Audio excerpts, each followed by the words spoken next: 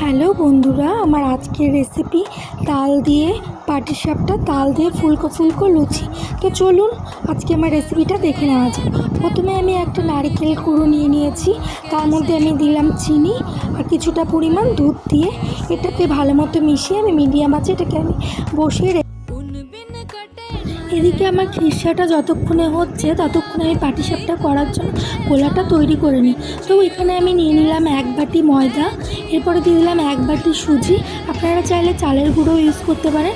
এরপরে আমি দিয়ে দিলাম 1 বাটি চিনি, এরপরে দিয়ে দিলাম আমি তাল, এরপরে এর মধ্যে আমি দিয়ে দিচ্ছি দুধ, দিয়ে এটাকে আমি আস্তে আস্তে এটাকে মিশিয়ে নেব। দুধটা আমি একবারে দিইনি, কারণ গোলাটা খুব বেশি ঘনও করা যাবে না, আবার খুব বেশি পাতলাও করা যাবে না। সেই কারণে আবার যদি আমার এর মধ্যে দুধের প্রয়োজন হয় তাহলে আমি আবার দুধ দিয়ে দেব। এদিকে আমার পাটিসাপটা করার জন্য গোলা একদম রেডি। এরপরে এদিকে আমার খিরসাটাও প্রায় হয়ে এসেছে, এর মধ্যে সামান্য একটুখানি এলাচ গুঁড়ো দিয়ে এটাকে আমি নেড়ে চেড়ে নামিয়ে নেব।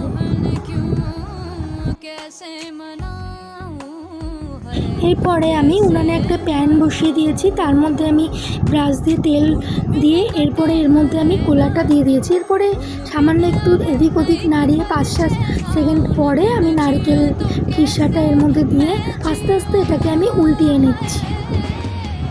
এইভাবে আমি সমস্ত পাটিসাপটাগুলো বানিয়ে নিয়েছি। এদিকে আমি তালের বড়াও ভেজে নিচ্ছি।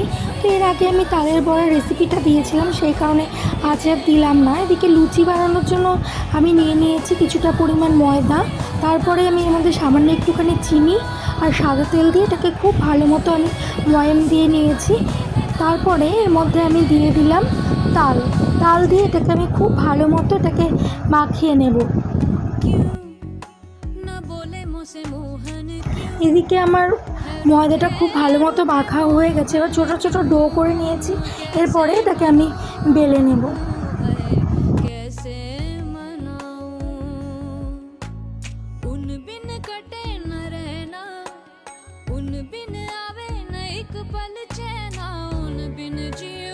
এদিকে আমি একটা কড়াই তেল বসিয়ে দিয়েছি, তারপরে আমি এখানে বেলে নেওয়া লুচিগুলো এর মধ্যে দিয়ে দিলাম।